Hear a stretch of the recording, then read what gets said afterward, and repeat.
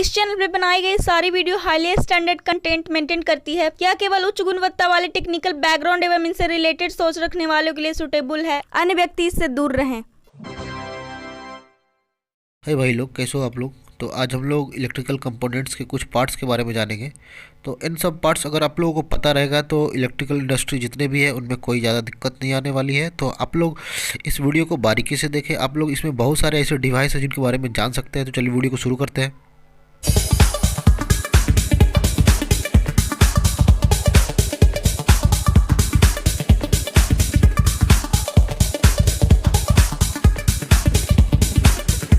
तो भाई लोग, हमारे पास जितने भी हाथ लगे इलेक्ट्रिकल कंपोनेंट, उन सब कंपोनेंटों के बारे में मैं एक एक करके बताते जा रहा हूँ। तो इसको विंडोज फेसिया बोलते हैं। तो ये विंडोज फेसिया में ये इस तरह की अलार्म आती है, एक रेड अलार्म आती है, एक वाइट अलार्म आती है। तो ये एक्चुअली कोई भी, जैसे कोई भी ट्रांसफार्मर हो गया तो फॉल्ट हुआ, सर्किट ब्रेकर ऑन हुआ या फिर बकज रिले ऑन हुआ, एमओजी, बहुत सारे उसमें सिग्नल कमांड के लिए यूज होते हैं। तो कोई भी अगर अलार्म का सिग्नल आता है तो ये विंडोज फेसिया पे ब्लिंक ब्लिंक करके लाइटें जलने लगती है बहुत तेज़ी के साथ, और वो बता देती है कि कहाँ पे फॉल्टी आया है। आपको इस तरह के विंडोज फेसिया बहुत सारे इंडस्ट्री में देखने को मिल सकते हैं। इसके बाद जो दूसरा कंपोनेंट आता है वो कॉन्ट्रैक्टर होता है, इस तरह के बड़े बड़े। ये एक्चुअली कॉन्ट्रैक्टर, ये डबल फेज के कॉन्ट्रैक्टर हैं। तो ये कॉन्ट्रैक्टर बेसिकली क्या करते हैं कि ये एक बार इसको अगर आप प्रेस कर देते हैं तो ये अपने आप मैग्नेटिक फील्ड बना के ये ऑटो क्लोज हो जाते हैं।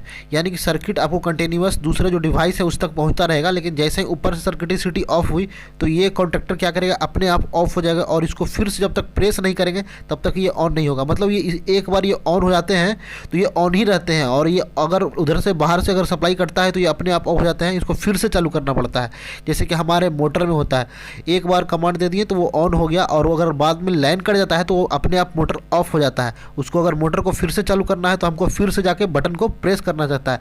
बेसिकली ये इनका ये बस यही काम है। इसके बाद जो तीसरा कंपोनेंट आते हैं वो HRC फ्यूज आते हैं। ये HRC फ्यूज के भी बहुत सारे टाइप होते हैं, इनके बहुत सारे एम्पियर होते हैं। तो ये HRC फ्यूज में वहाँ पे होता है जहाँ पे आग लगने का खतरा सबसे ज़्यादा बना हुआ होता है।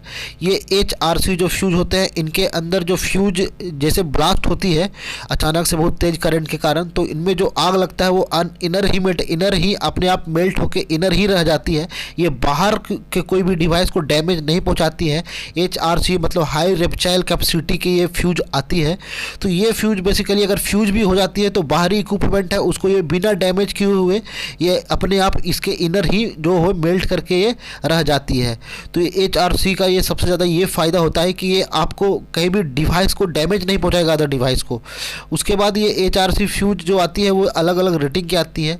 उसके बाद ये जो हमारा अगला इंस्ट्रूमेंट है वो अर्थ टेस्टर हो गया। तो अर्थ टेस्टर बेसिकली बहुत जगह पे यूज होता है। जैसे कोई भी रोड अगर ज़मीन में गड़ा हुआ है तो उसका रेसिस्टेंस ज़मीन के साथ कितना है, ताकि वो आसानी से ग्राउंडिंग दे सके। जैसे हमारे घरों में जो अर्थिंग लगी होती है उसका रेसिस्टेंस बहुत ही कम आना चाहिए, ताकि अगर कोई भी फॉल्टी कंडीशन में अगर कोई भी डिवाइस आए तो वो हमें उससे क्षति ना पहुंचे, यानी कि करंट हमारे थ्रू ना जा पाए। सबसे पहले ग्राउंड के कारण ही ग्राउंड से सीधा ग्राउंड में चला जाए, वो जो ग्राउंड की प्लेटें है उससे सीधा ग्राउंड में चला जाए।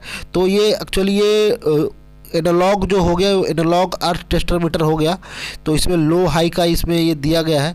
उसके बाद जो राइट वाली दिख रही है आपको ये डिजिटल अर्थ मीटर हो गया। तो इसमें C1 C1 P1 P2 ये इस तरह की इसमें 2P 3P मेथड करके आती है।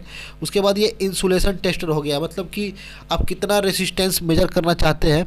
तो ये इस तरह से ये मेगा ओम में ये रेसिस्टेंस मेजर करती है। जैसे कोई भी बहुत ज़्यादा रेसिस्टेंस वाली चीज़ होती है तो ये रेसिस्टेंस जिनका बहुत ज़्यादा होता है जैसे मेगा ओम है तो उनको ये टेस्ट करने के लिए यूज होता है।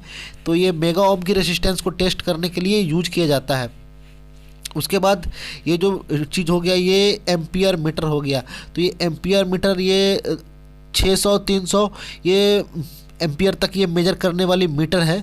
तो ये पीछे में पॉइंट दिया गया है, आप इसमें 2 पॉइंट दिए गए हैं कि 300 पे सेट करना है या फिर 600 पे सेट करना है। तो इस तरह से कनेक्शन बना के इसमें पोर्ट सेट की हुई है।